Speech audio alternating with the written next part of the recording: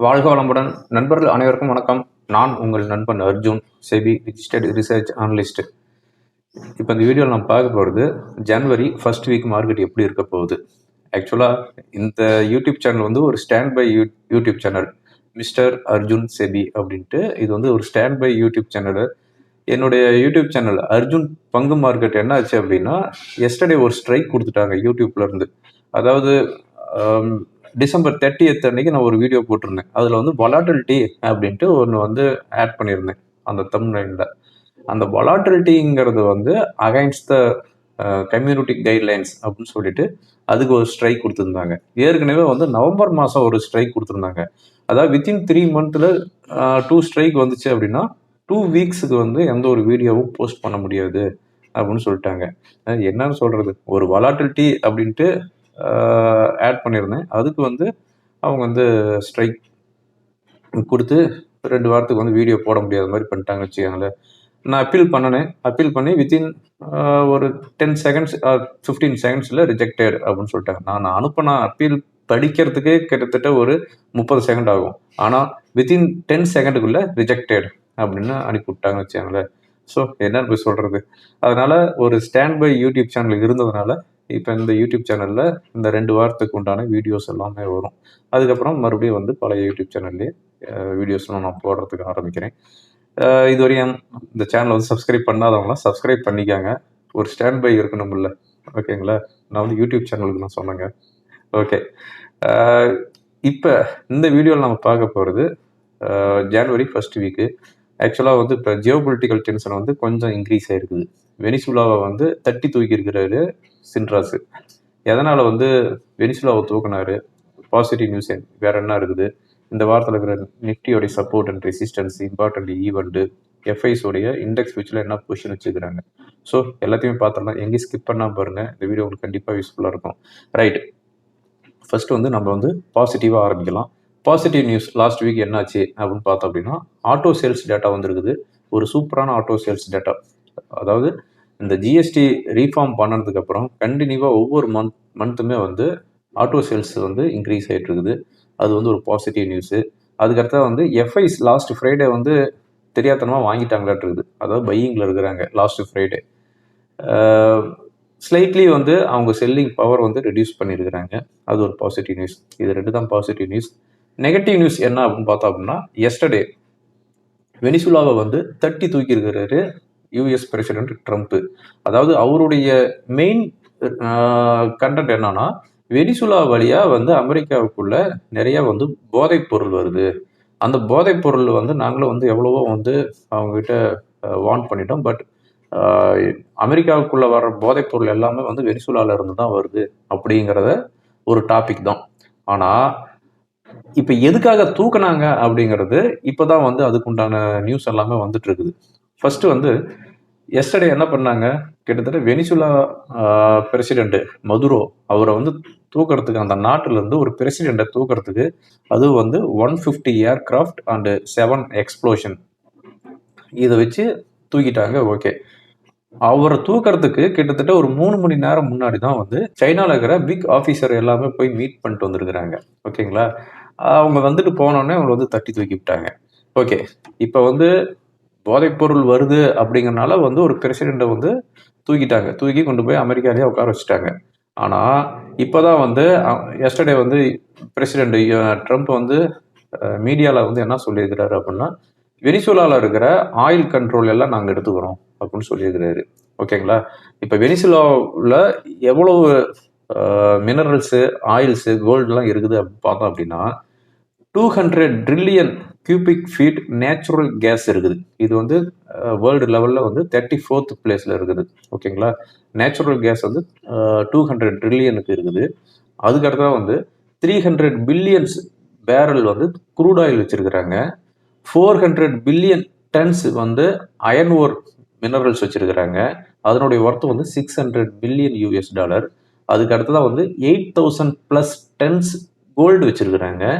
அதுக்கு அடுத்ததாக வந்து 500+ மில்லியன் டன்ஸ் கோல்டு ரிசர்வ் பண்ணி வச்சுருக்கிறாங்க. ஓகேங்களா? அது மட்டும் இல்லாமல் வேர்ல்டு லெவலில் 2% வந்து ரினியூவபிள் ஃப்ரெஷ் வாட்டர் ரிசோர்ஸ் அவங்க கிட்ட இருக்குது. ஸோ இவ்வளவு கனிம வளத்தை அப்படியே வந்து அமெரிக்கா வந்து ஆட்டையம் போட்டுருக்குது. ஓகேங்களா? இன்னமும் வந்து கொஞ்சம் டீப்பா பார்க்கணும் அப்படின்னா, வெனிசுலா கிட்ட இருக்கிற 303 பில்லியன் பேரல்ஸ் வந்து க்ரூட் ஆயில் இருக்குது. இது வந்து நாங்க வந்து அப்படியே கண்ட்ரோல் எடுத்துக்கிறோம் அப்படின்னு சொல்லிக்கிறாரு. இப்போ வந்து ஆயில் பிரைஸ் வந்து நியர்லி வந்து $60 பெர் பேரலுக்கு இருக்குது. அப்போ 303 பில்லியன் பேரல்ஸ் வந்து க்ரூட் ஆயில் வச்சிருக்கிறாங்க. அதனுடைய ஒர்த்து வந்து நியர்லி வந்து 18 ட்ரில்லியன் US$. அது வந்து ஆஃப் ப்ரைஸுக்கு விற்றா கூட நியர்லி வந்து 9 ட்ரில்லியன் US$ வந்து அமெரிக்காவுக்கு கிடைக்க போகுது. 9 ட்ரில்லியன் US$ அப்படின்னா அதாவது ஜப்பானுடைய பொருளாதாரத்தை மாதிரி almost 2.5 times. US and China இந்த 2 நாட்டை தவிர மற்ற நாடுகள்லாம் இருக்குது பார்த்தீங்களா, இந்தியா, ஜெர்மனி, ஜப்பான், இவங்களுடைய பொருளாதாரத்தில் கிட்டத்தட்ட நியர்லி வந்து 2.5 டைம்ஸ் வந்து 3.5 டைம்ஸ் அவங்களுக்கு வந்து லாபம் கிடைக்குது அமெரிக்காவுக்கு அப்படின்னு ஒரு ரிப்போர்ட் சொல்லியிருக்குது. ஓகேங்களா? அது மட்டும் இல்லாமல் வெனிசுலா கிட்ட வந்து 161 மெட்ரிக் டன்ஸ் கோல்டு வந்து வச்சிருக்கிறாங்க. அதாவது நியர்லி வந்து 8000 டன்லேருந்து 8500 டன் கோல்டு வந்து ரிசர்வ் பண்ணி வச்சிருக்கிறாங்க. அதனுடைய ஒர்த்து பார்த்தோம் அப்படின்னா 22 பில்லியன் US$ அப்படின்னு சொல்கிறாங்க. ஓகேங்களா? ஸோ அதையும் வந்து ஆட்டையும் போடுறதுக்கு அவர் வந்து முடிவு பண்ணிட்டாரு. இப்போ கோல்டு வந்து கிட்டத்தட்ட எவ்வளவு 161 மெட்ரிக் டன்ஸ் அவங்க கிட்ட போக போகுது.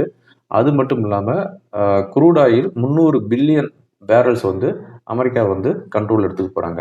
இப்போ இதனால் க்ரூடு ப்ரைஸ் என்ன ஆகும், கோல்டு ப்ரைஸ் என்ன ஆகும் அப்படின்னு பார்த்தோம் அப்படின்னா, அவர் வந்து அமெரிக்கா வந்து என்ன சொல்லிட்டாங்க, நாங்கள் வந்து அந்த க்ரூடை வந்து சேல் பண்ணுறோம் அப்படின்னு சொல்லியிருக்கிறாங்க. அப்போ அவர் வந்து இப்போ மார்க்கெட்டில் வந்து $60 பெர் பேரலுக்கு இருக்குது அப்படின்னா கண்டிப்பாக வந்து ரொம்ப சீப்பாக தான் சேல் பண்ணுவாங்க. அப்போ க்ரூடோட ப்ரைஸ் வந்து இன்க்ரீஸ் ஆகுமா டிக்ரீஸ் ஆகுமா அப்படிங்கிறது நமக்கு வந்து இன்னைக்கு சண்டே மார்க்கெட் ஹாலிடேங்கிறதுனால இன்னைக்கு அதாவது மிட் நைட் நம்ம டைமுக்கு வந்து மிட் நைட்டில் தான் வந்து அதாவது ஈஸ்டர்ன் டைம் 6 o'clock தான் வந்து க்ரூடோட ப்ரைஸ் என்ன அப்படிங்கிறது டிட்டர்மைன் ஆகும். அதே மாதிரி கோல்டு வந்து என்ன ஆக போகுது, அவங்க வந்து கிட்டத்தட்ட 8500 டன்ஸ் வந்து ஆக்குபை பண்ண போகிறாங்க.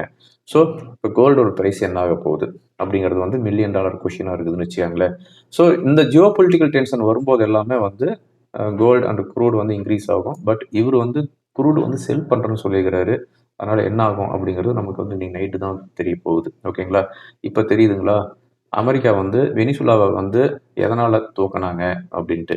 போதைப் பொருளுக்காக தூக்கினாங்களா, இல்லை அங்கே இருக்கிற கனிம வளத்தை வந்து கொள்ளையடிக்கிறதுக்காக தூக்கினாங்களா அப்படிங்கிறது நம்ம நல்லாவே தெரிஞ்சு போச்சு.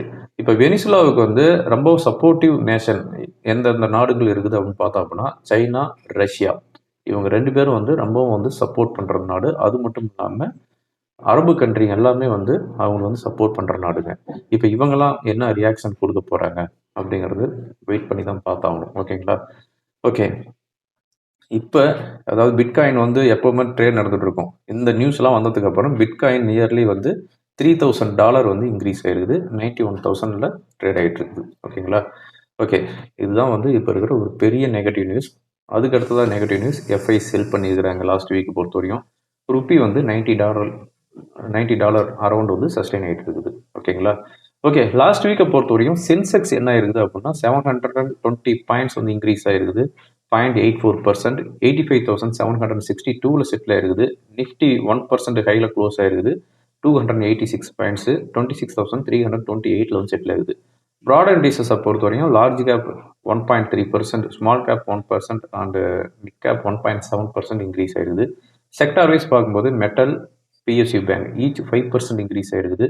Auto, media, energy, oil and gas 3% each ஹையில் க்ளோஸ் ஆகிருக்குது. எஃப்எம்சிஜி நியர்லி 4% டவுன் ஆகிருக்குது. ஐடி இண்டெக்ஸ் 0.5% டவுனில் க்ளோஸ் ஆகிருக்குது. அதுக்கு அடுத்ததாக வந்து foreign institutional investors last week என்ன பண்ணிக்கிறாங்கன்னா 13,180 கோடிக்கு வந்து செல் பண்ணிக்கிறாங்க. நம்ம டொமஸ்டிக் இன்ஸ்டிடியூஷனல் இன்வெஸ்டர்ஸ் 17,766 கோடிக்கு வந்து பை பண்ணிக்கிறாங்க. ஓகேங்களா? ருப்பி வந்து 90.19 பெர் டாலருக்கு வந்து க்ளோஸ் ஆகிருக்குது. இதுதான் லாஸ்ட் வீக்கோடைய report, positive and negative news. Okay, இந்த வாரத்தில் இருக்கிற முக்கியமான ஈவெண்ட்ஸ் பார்த்தோம் அப்படின்னா, மண்டே அன்னைக்கு யூஎஸ்ஏலேருந்து ஐஎஸ்எம் மேனுஃபேக்சரிங் பிஎம்ஐ டேட்டா வருது. டியூஸ்டே எந்த ஒரு ஈவெண்ட்டும் இல்லை. வெனஸ்டே யூரோப் ஜோனோட இன்ஃப்ளேஷன் வருது ஈவினிங் 3:30க்கு. அதுக்கு அடுத்ததாக வந்து 8:30க்கு யூஎஸ்ஏலேருந்து ISM services PMI data and job openings data வரப்போகுது. ஃப்ரைடே சைனாவோட இன்ஃப்ளேஷன் மார்னிங் வருது. அன்றைக்கி ஈவினிங் வந்து யூஎஸ்ஏலேருந்து imports and exports unemployment data இதெல்லாம் வருது. ஓகேங்களா? இந்தியாவிலேருந்து ஒன்றும் சொல்லிக்கிற மாதிரி ஈவெண்ட்ஸ் எதுவும் இல்லை. ஓகே, எஃப்ஐஸ் வந்து இண்டெக்ஸ் ஃபியூச்சரில் வந்து என்ன பொசிஷன் வச்சுருக்கிறாங்க அப்படின்னு பார்த்தோம் அப்படின்னா 89% இண்டெக்ஸ் ஃபியூச்சரில் வந்து ஷார்ட்டில் இருக்கிறாங்க. அவங்க மட்டும்தான் வந்து 89%. அதுக்கடுத்து வந்து ப்ரிப்பரேட்டர் 61% ஷார்ட்டில் இருக்கிறாங்க. ஸோ 2 பேர் ஷார்ட்டில் இருக்கிறாங்க. கிளைண்ட் அண்ட் டொமஸ்டிக் வந்து ஆல்மோஸ்ட் 67% to 70% லாங்கில் இருக்கிறாங்க. ஓகேங்களா? ரைட். இப்போ வாரம் நிஃப்டி எப்படி இருக்க போகுது அப்படின்னு பார்த்தோம்னா, நிஃப்டி வந்து ஆல் டைம் ஹையில் க்ளோஸ் ஆகிடுது. ஆல் டைம் ஹை வந்து 26,340 வந்து இப்போ வந்து மார்க் பண்ணிடுது.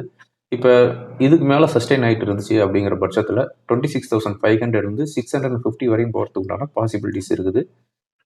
ஒரு வேளை இறங்குது அப்படிங்கிற பட்சத்தில் வீக்லி சப்போர்ட்டாக வந்து 26,100. 26,100க்கு கீழே எவ்ரி 100 பாயிண்ட்ஸ் வந்து சப்போர்ட் இருக்குது. ஏன்னா லாஸ்ட் வீக் வந்து அந்த இடத்துல தான் வந்து கொஞ்சமாக மைனர் சப்போர்ட் எடுத்து இன்க்ரீஸ் ஆச்சு. அப்படிங்கும்போது 26,100, 26,000 அண்ட் 25,850ங்கிறது நெக்ஸ்ட் சப்போர்ட்டாக இருக்கும். ஸோ இந்த வாரத்தில் நீங்கள் வாட்ச் பண்ண வேண்டிய level 26,500 and 650 resistance, support 26,100 to 26,000. ஓகேங்களா? டெக்னிக்கலாக என்ன இண்டிகேட் பண்ணுது அப்படிங்கிறதையும் பார்த்துடலாம்.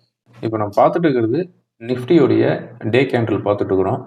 நிஃப்டி பொறுத்தவரையும் ஒரு ஸ்ட்ராங் சப்போர்ட் ஜோன் அப்படின்னு சொன்னோம் அப்படின்னா அந்த லெவல் தான். இது வந்து நான் சேஞ்ச் பண்ணுறதுக்கு விரும்பலை. 25,700 to 750 இது வந்து இந்த ஒரு வாரத்துக்கு. அதுக்கப்புறமா வந்து இந்த சப்போர்ட் வந்து இன்க்ரீஸ் ஆகிடும். எனிவே இப்போ வந்து ரெசிஸ்டன்ஸ் அப்படின்னு பார்க்கும்போது 25,350, 26,500. ஓகேங்களா? இந்த லைன் போட்டிருக்கிறேன் பாருங்க. 26,500 தென் 26,650 வரையும் போகலாம். இந்த ரேலி வந்து அப்படியே கண்டினியூ ஆகுதுங்கிற பட்சத்தில், சப்போஸ் ஒரு செல்லிங் ப்ரெஷர் வருது அப்படிங்கிற பட்சத்தில் 26,100 தென் 26,000 அதுக்கப்புறமா வந்து 25,850. ஆக்சுவலாக வந்து இந்த ஃபிகர்லாம் பாருங்கள், ஒவ்வொரு டைமும் ஆல் டைம் ஹையை பிரேக் பண்ணிச்சு அப்படின்னா நியர்லி 500 பாயிண்ட்ஸ் இறங்குது. ஓகேங்களா? ஆல் டைம் ஹை பிரேக் பண்ணும்போதெல்லாம் ஒரு 500 பாயிண்ட் இறங்கிட்டு அதுக்கப்புறம் தான் மறுபடி ஏறுது. இந்த லாஸ்ட் 3 டைம்ஸாக பாருங்கள். 26,100 வந்துட்டு 25,300, அதுக்கப்புறமா 26,240 வந்துட்டு 25,800, அதுக்கப்புறமா 26,330 வந்துட்டு 25,700. இப்போ வந்து மறுபடியும் வந்து ஆல் டைம் ஹை பிரேக் பண்ணிடுது. ஸோ லாஸ்ட்டாக இந்த 3 ஃபார்மேஷனில் தான் இருந்திருக்குது. இப்போ என்ன நடக்க போகுது அப்படிங்கிறத நம்ம வந்து வெயிட் பண்ணி தான் பார்க்கணும். ஓகேங்களா? பேங்க் நிஃப்டி பொறுத்தவரையும் ஆல் டைம் ஹையில் தான் வந்து க்ளோஸ் ஆகிருக்குது. அப்படிங்கும்போது இந்த ரேலி அப்படியே கண்டினியூ ஆகுது அப்படிங்கிற பட்சத்தில் 60,500 ஒரு மேஜிக்கல் ஃபிகர். அதுக்கு அடுத்ததாக வந்து 61,000 அப்படி போகிறதுக்கு உண்டான வாய்ப்பு இருக்குது. சப்போர்ட் அப்படின்னு பார்த்தோம் அப்படின்னா 59,500, தேர் ஆஃப்டர் 58,800. ஓகேங்களா? ஓகே ஃப்ரெண்ட்ஸ், இந்த வீடியோ உங்களுக்கு ரொம்ப யூஸ்ஃபுல்லாக இருக்கும்னு நினைக்கிறேன். யூஸ்ஃபுல்லாக இருந்துச்சு அப்படின்னா ஃப்ரெண்டுங்களுக்கு ஃபார்வர்ட் பண்ணுங்கள். தேங்க்யூ ஃபார் வாட்சிங். வாழ்க வளமுடன்.